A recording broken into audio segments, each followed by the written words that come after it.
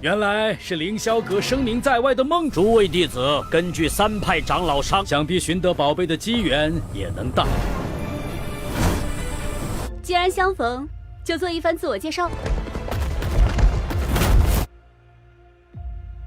Setelahnya terbuka sebuah fenomena yang begitu sangatlah langka, Human menjadi begitu sangatlah khawatir. Karena ini sudah pasti akanlah menarik Pavilion Lin Xiao dan juga Menara Feng Yu.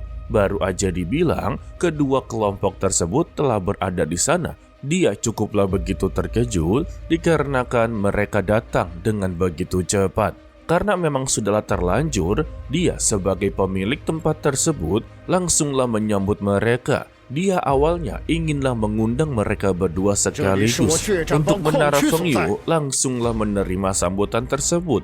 Tetapi dia datang ke sini bukanlah untuk membantu dirinya, melainkan mereka akanlah mengambil alih naga Phoenix yang berada di depan. Karena dia pikir tempat ini sungguh luar biasa, sudah pasti ada harta karun yang tersembunyi di dalamnya. Untuk tetua kedua dari Pavilion Lin Xiao juga tidak terima dengan pernyataan tersebut.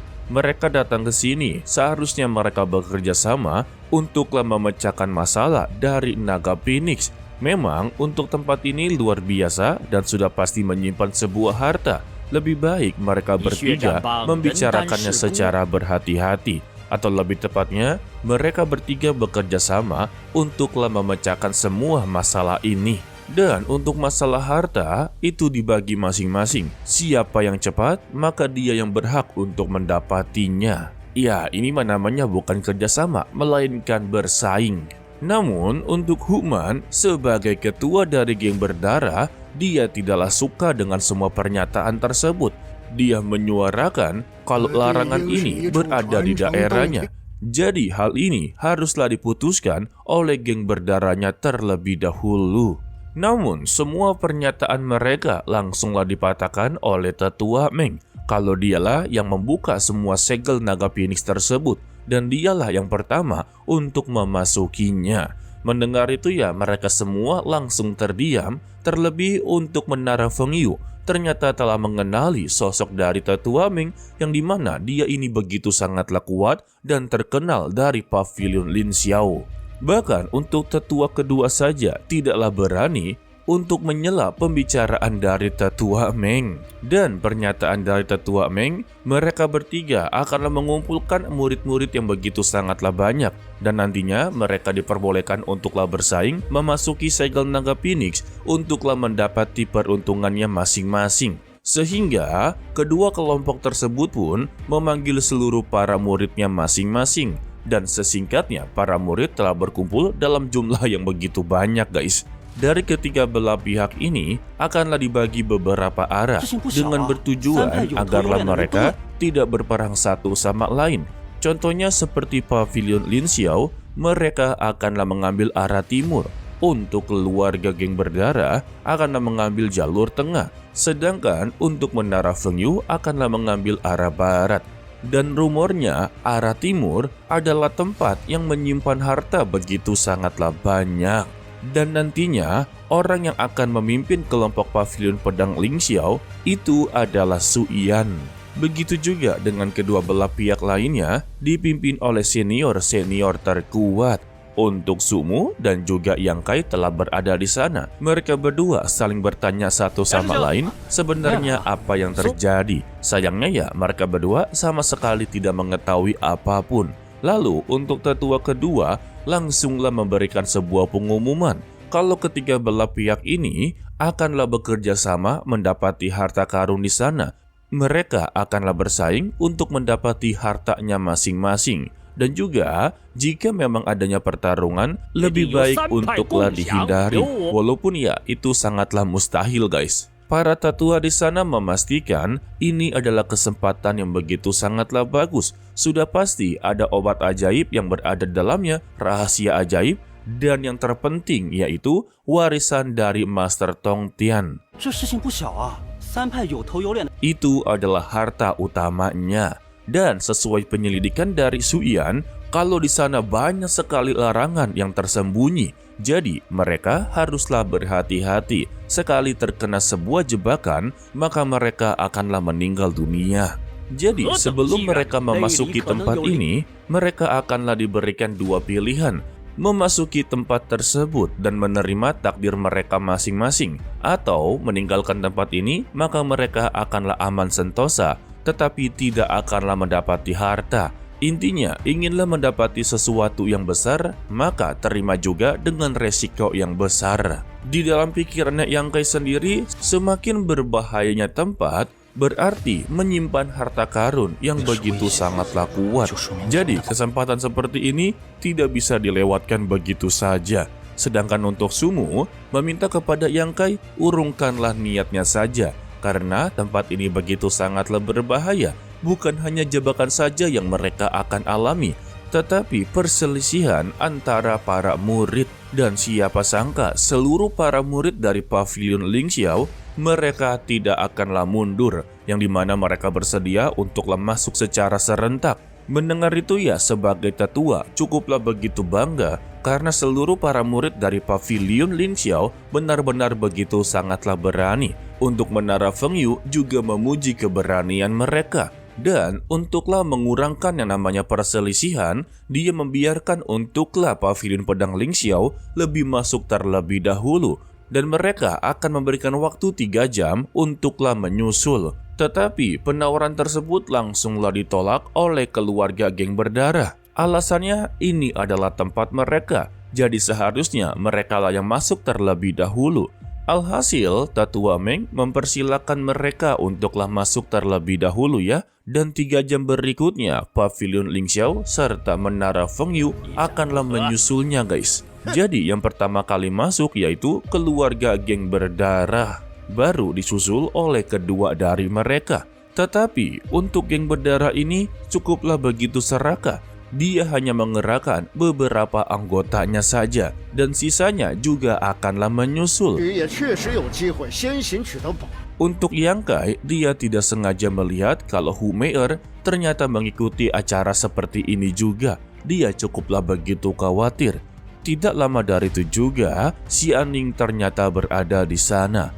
Dia ingin sekali berada di sampingnya Xian Ning untuk memasuki tempat tersebut. Tetapi di sampingnya ini ada Sumu, yang dimana Sumu ini telah menganggap kalau Yang Kai memiliki hubungan dengan kakaknya guys. Jadi ya dia memanggilnya sebagai ipar.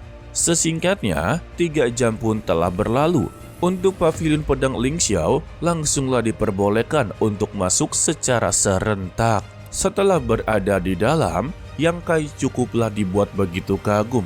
Ternyata ini adalah sebuah dunia yang begitu berbeda. Ditambah mereka ditempatkan secara acak. Ketika Yang Kai sedanglah berjalan, dia tidak sengaja melihat beberapa bebatuan yang memiliki energi Qi yang cukuplah begitu banyak. Dan ketika dia ingin mengambilnya, tampak dari depan ternyata ada 2 orang. Yang satu berasal dari pavilion Lingxiao, yang satunya lagi berasal dari Menara Fengyu. Lalu untuk seniornya langsung memperkenalkan diri sebagai Niyu dan dia berada di cermin Kidong lantai 4.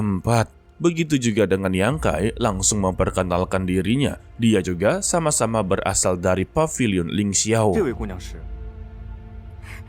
Lalu untuk murid dari Menara Fengyu langsung memperkenalkan dirinya juga. Dia ini Du Yishuang sebagai cermin Kidong lantai ke-6. Untuk Yang Kai cukuplah begitu terkejut, padahal dari fisiknya dia terlihat begitu sangatlah lemah. Namun kekuatannya sangatlah begitu tinggi. Beruntungnya saja orang-orang yang ditemui oleh Yang Kai ini tidak memiliki sifat keserakahan. Karena ya belum menemukan harta yang cukup langka. Sifat manusia akanlah keluar ketika mendapati sebuah kesempatan yang bagus. Tidak lama dari itu juga ada seorang murid wanita yang sebelumnya pernah bertemu dengan Yang Kai, tetapi dia belum sama sekali memperkenalkannya. Dia mempertanyakan kepada Yang Kai, ini adalah sebuah takdir mereka kembali untuklah bertemu kedua kalinya. Dan dia memperkenalkan dirinya ini sebagai Lan Chu Die.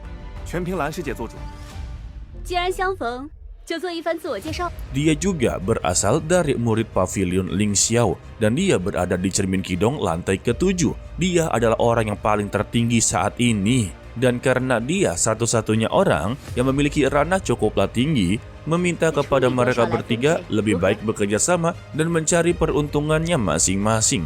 Dan dialah yang akan memimpin terlebih dahulu. Selama 2 jam berikutnya, mereka akanlah bergantian posisi. Dan selama 2 jam itu, jika mereka menemukan barang, maka orang yang mendapati kesempatan membuka jalan selama 2 jam dan menemukan sebuah harta, maka itu adalah miliknya. Sehingga mereka bertiga pun setuju dengan ide tersebut. Tetapi sebetulnya di dalam pikirannya dari Yang Kai, ide tersebut tidak akanlah begitu berguna. Karena dari antara mereka berempat nantinya, pasti ada salah satu orang yang tidak akanlah mendapati kesempatan apapun. Dan ini akan menjadi sebuah perselisihan.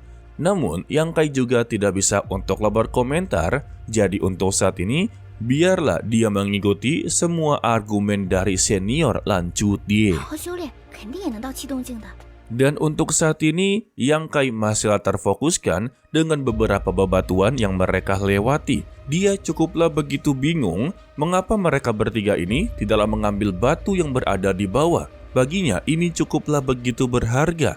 Dan Yang Kai meminta izin kepada seniornya apakah dia boleh untuk mengambilnya. Karena tampaknya mereka tidak begitu peduli. Dan senior Lan Chutie langsunglah melarang Yang Kai untuk mengambilnya. Alasan dia melarangnya dikarenakan membawa sekantong batu dalam perjalanan itu tidak hanya mengkonsumsi energi staminanya, tetapi juga akanlah menambah beban dalam perjalanan.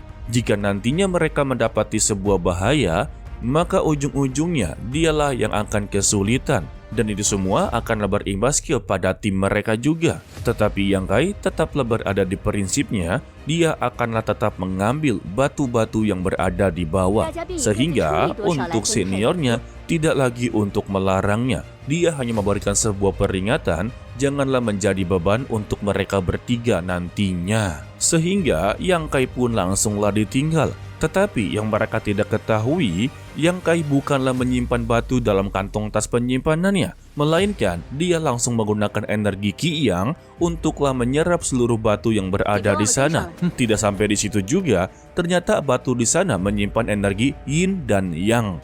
Kebetulan Yang Kai juga memiliki energi Yin, sehingga dia bisa menyerap kedua energi tersebut secara bersamaan. Sedangkan untuk mereka bertiga yang sudah cukup jauh dalam perjalanan, tidak sengaja bertemu dengan salah satu murid dari geng berdarah.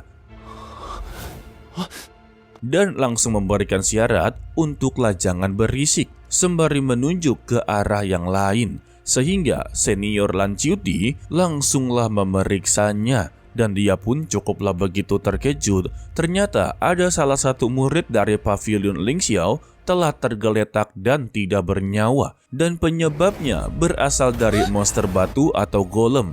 Tidak sampai di situ, keberadaan dari mereka diketahui. Dan beruntungnya Yang Kai berhasil untuklah menyusul dan langsunglah menyerangnya. Dan kita bersambung untuklah dilanjutkan part berikutnya, yaitu hari Minggu setelah Tonghua dari Tales of Verdingard ataupun Babang Jinmu. Oke lah, sepertinya cukup sampai di sini saja dulu untuklah video kali ini ya guys. Mimin ucapkan terima kasih kepada kalian yang telah menonton sampai akhir. Pesan dari Mimin, tetaplah menjadi orang yang baik walaupun itu sangatlah sulit. To be continue, sampai jumpa di video berikutnya. Bye bye.